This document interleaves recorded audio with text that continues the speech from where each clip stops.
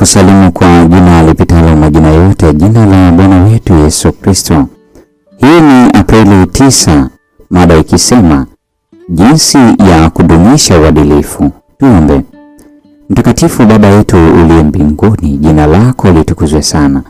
Asubuhi ya leo watoto wako wa kiume na wa kike tumekuja miguuni pako, tukiomba ulinzi wako, tukiomba rehema yako, na tukiomba Roho wako Mtakatifu aende pamoja nasi tunapojifunza mada hii. Neema yako yatosha na pendo lako latubidisha. Uwe nasi sasa na hata milele katika jina la Yesu. Amina. Jinsi ya kudumisha uadilifu imejengeka katika kitabu cha Warumi 6:11 na 12. Imeandikwa, vivyo hivyo ninyi nanyi jihesabuni kuwa wafu kwa dhambi na walio hai kwa Mungu katika Kristo Yesu. Basi dhambi isitawale ndani ya miili yenu ipatikanayo na mauti, hata mkazitii tamaa zake. Baadhi ya watu wanaichukulia dhambi kuwa jambo dogo sana kiasi kwamba hawana ulinzi dhidi ya utendaji wake na matokeo yake.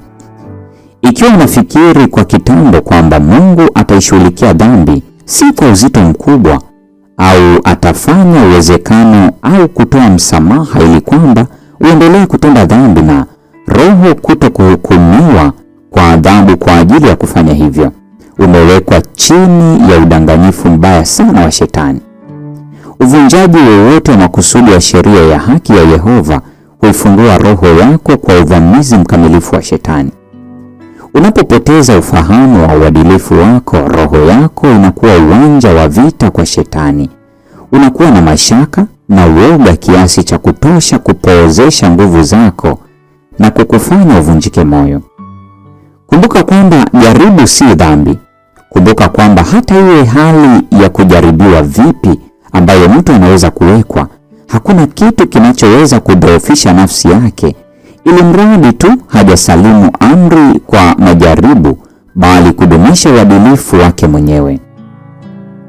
Mambo yaliyo ya muhimu sana kwako binafsi yanakuhitaji wewe mwenyewe kuyatunza. Hakuna mtu anayeweza kuyaharibu bila idhini yako.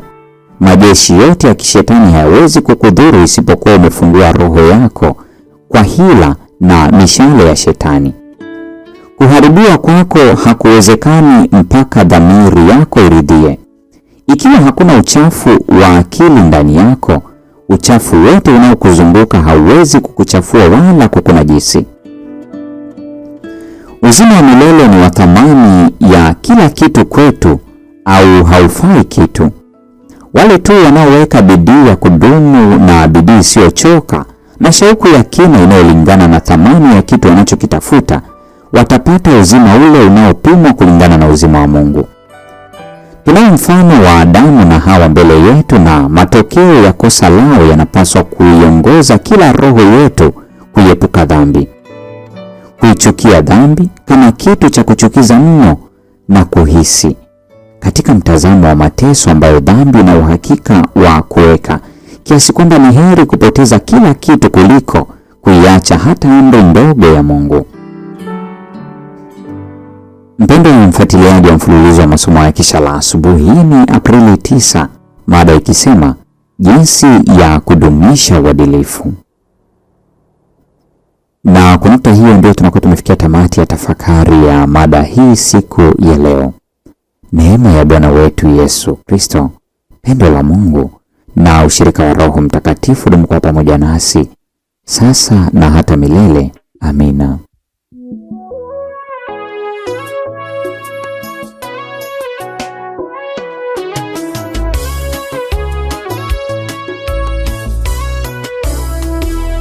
Tunao ushuhuda leo kuwaletea, mioyo iko tayari, hakika tutasema, japo ni ngumu sana kueleza.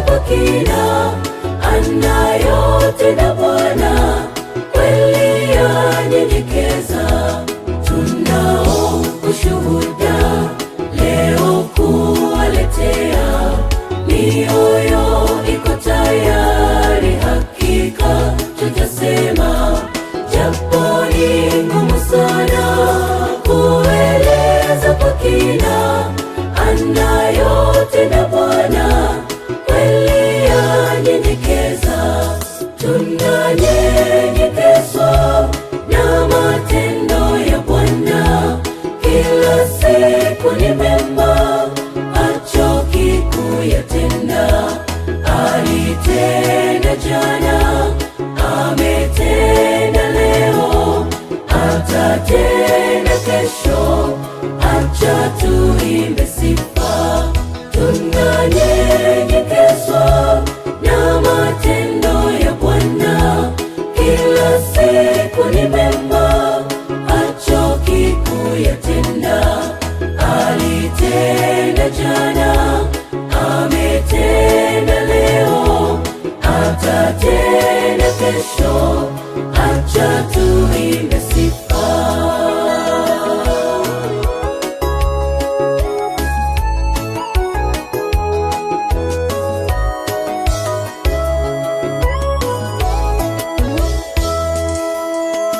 Jinsi wewe uliamua kutupa fursa hii adhimu ambayo wengi wamekosa, tunanyenyekezwa.